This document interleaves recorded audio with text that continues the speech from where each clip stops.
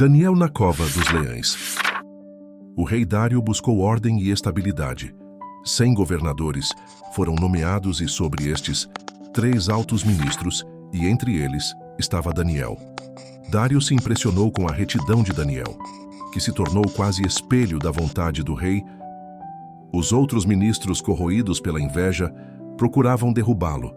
Vasculharam seus atos, registros e decisões, não encontraram corrupção nem negligência. Daniel era íntegro demais para ser derrubado por meios comuns. Então se reuniram e foram até o rei Dário, e com astúcia apresentaram uma proposta. Um decreto que, por 30 dias, nenhum homem deveria suplicar ou orar a nenhum outro, senão ao próprio rei. O monarca lisonjeado não percebeu que estava selando o destino do seu mais fiel súdito. Dário deixou-se levar pela proposta e, sem perceber a armadilha, tomou o selo real e gravou sua autoridade sobre o documento, e com isso selou o destino do homem mais fiel de sua corte. Quando Daniel soube, não se abalou diante da ameaça. Sua fidelidade não era ao trono dos homens, mas ao Deus eterno. E como sempre subiu ao seu quarto e abriu as janelas. Naqueles gestos simples, abrir as janelas para Jerusalém, dobrar os joelhos, elevar a voz, era um ato de coragem que mostrava que o vínculo dele e Deus não seria rompido. Os invejosos juntaram-se e foram até a casa de Daniel. E lá o viram ajoelhado, orando e suplicando a Deus. A armadilha tinha funcionado. Os inimigos transformaram sua fidelidade em acusação. O levaram ao rei e o acusaram de ir contra o decreto real, cuja pena era ser jogado aos leões. Ao ver Daniel, o rei percebeu que havia sido usado contra seu mais fiel servo.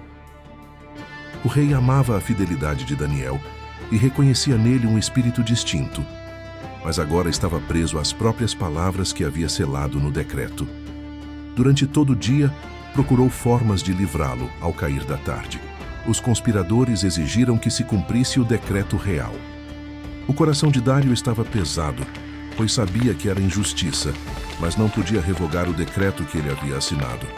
Daniel foi conduzido até a cova dos leões e na porta o rei lhe falou: "Teu Deus, a quem tu continuamente serves, ele mesmo te livrará." A cova era uma espécie de fosso subterrâneo, com uma abertura superior.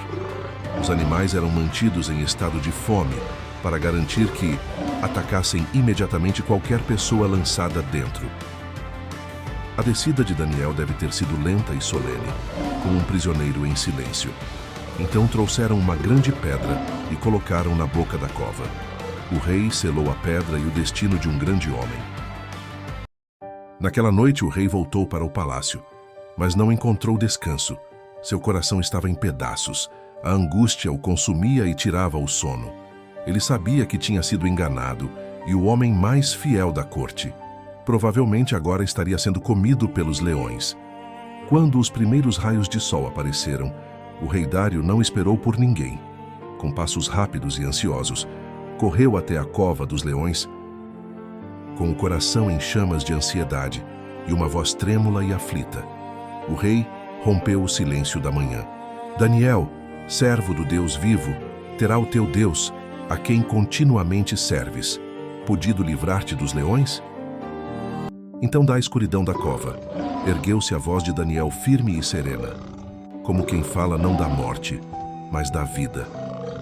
"Ó rei, vive eternamente." Naquele momento, o rei soube que a esperança não tinha sido em vão. Então Daniel respondeu ao rei com voz firme e cheia de paz: "Deus enviou o seu anjo, que fechou a boca dos leões, e eles não me fizeram mal algum, porque diante dele fui achado inocente. E também contra ti, ó rei, não cometi delito." Então o rei se alegrou sobremaneira e ordenou que tirassem Daniel da cova. Os guardas removeram a pedra e, ao puxarem o servo de Deus para fora, todos viram que nele não havia ferida alguma, nem arranhão. O rei, tomado de indignação, ordenou que fossem trazidos os acusadores de Daniel, e junto com eles suas famílias, e fossem lançados na cova. Antes mesmo de chegarem ao fundo, os leões os dominaram com fúria. Depois de testemunhar o livramento do seu servo, um novo decreto foi feito, que fosse proclamado por todo o império: O Deus de Daniel é o Deus vivo que livra e salva. o mal pode até se levantar por um tempo, mas jamais permanece diante da presença de Deus. Se essa mensagem falou com você, inscreva-se no canal, acompanhe os próximos episódios, porque a fidelidade de hoje é o testemunho de amanhã.